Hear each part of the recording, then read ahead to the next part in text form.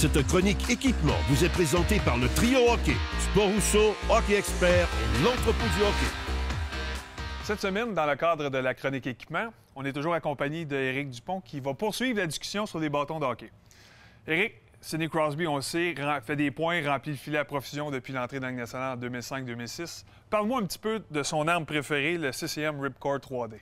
C'est le tout dernier bâton de la CCM, le Trigger. Il fait partie de la grande famille Ripcord. Il a été conçu pour décocher des tirs rapidement. Sa technologie Pop Matrix a été repensée pour un tir plus rapide que jamais, alors que le point de flexion bas a été optimisé. Résultat, un chargement rapide et facile, combiné à un transfert d'énergie plus efficace, devrait résulter par plus de buts. Écoute, on comprend maintenant pourquoi Sidney Crosby a tant de facilité à toucher la cible. Il y en a un autre dans la Ligue nationale qui a débuté la saison en force avec les Maple Leafs de Toronto, c'est Auston Matthews. Parle-moi un peu de son secret. Je pense que je connais son secret. Ça ressemble à être je crois que c'est le Nexus 2N Pro, qui est également utilisé par certains des meilleurs joueurs de la LNH, dont lui. Il comporte d'ailleurs plusieurs nouveautés cette année, comme un nouveau système de lame Airlight et une mousse ultra légère, combinée à une couche réactive en caoutchouc pour plus de contrôle et de sensation.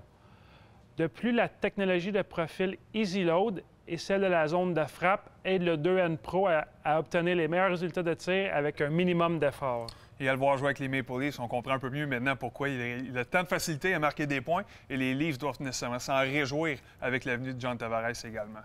Maintenant, tu veux arrêter de passer au présent, tu veux faire un petit retour en arrière. Denis, est-ce que tu as déjà joué avec des 50-30 quand tu étais plus jeune?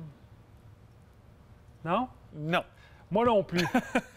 En tout cas, on a encore en inventaire des 50-30, mais puisqu'on préfère davantage le composite de nos jours, voici la plus récente nouveauté de Sherwood, le Sherwood Project 9.